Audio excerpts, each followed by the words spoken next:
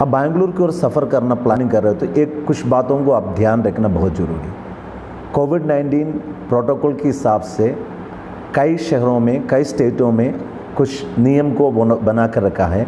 उसमें अगर आप कर्नाटक की ओर जा रहे हो, बहुत इम्पोर्टेंट ध्यान आप इस बात पर रखिए, आपके पास RT-PCR नेगेटिव टेस्ट रिपोर्ट आपको कैरी करना होता है।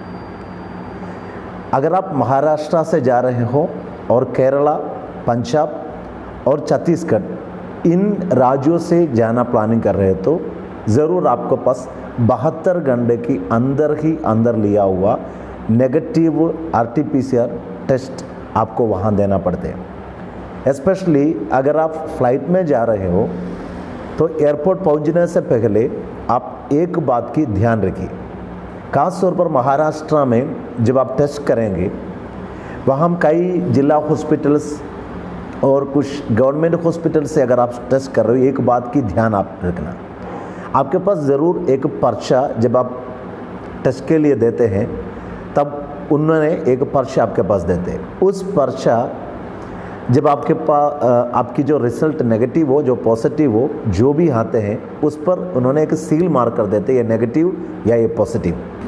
आप इसको कैरी कर अगर फ़्लाइट में जाने की कोशिश करें तो आपको नहीं जा सकते।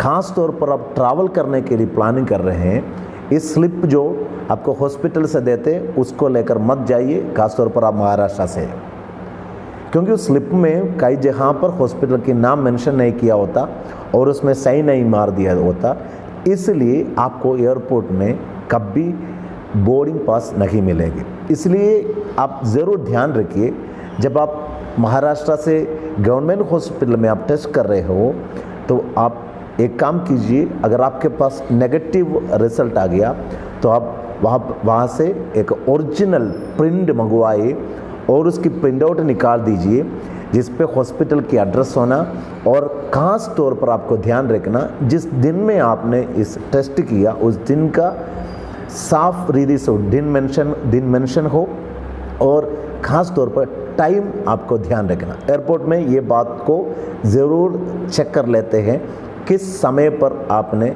ये टेस्ट के लिए दिया है। कई रिजल्टों में आप ये जो टाइमिंग जो लिखा नहीं जाते हैं, डेट तो ज़रूर होगा लेकिन टाइम नहीं है। और जब आप हॉस्पिटल से करवाते हो तो आप ट्रैवल के लिए तो आप इसमें टाइम मेंशन करवाइए और बाहर जाके आप प्रिंट आउट निकाल कर उसमें डॉक्टर की साइन और हॉस्पिटल की सील लगवाने की ध्यान रखिए, तब भी आपको एयरपोर्ट से एंट्री मिलेगी या बोर्डिंग पास मिलेगी। आपके पास मिलने वाला जो स्लिप है उससे आप नहीं जा पाएंगे, इस बात की आप ध्यान रखिए। अगर आप बेंगलुरु या कर्नाटक की किसी उस और कोई स्टेट में रुकना नहीं चाहते हो, आपको RT-PCR टेस्ट की कोई ज़रूरत नहीं पड़ते। आपकी कनेक्टेड फ़्लाइट हो तो आप ज़रूर बेंगलुरु थ्रू जा सकते हैं। ये बहुत सारे लोगों की मन में एक शक है, कनेक्टेड फ़्लाइट है तो मैम RT-PCR टेस्ट के रिज़ल्ट लेके जाओ, ज़रूरी नहीं है। अगर आपकी फ़्लाइट बेंगलुरु से आपको चेन्नई जाना है और बेंगलुरु थ्रू आपको हैदराबाद जाना है, आपको RT-PCR टेस्ट को कैरी करने की ज़रूरत नहीं है। बेंगलुरु आप आराम से जा सकते, वहाँ से कनेक्टेड फ़्लाइट में जा सकते हैं। लेकिन आप बेंगलुरु रुकना चाहते हो तो आपको RT-PCR टेस्ट की ज़रूरत है।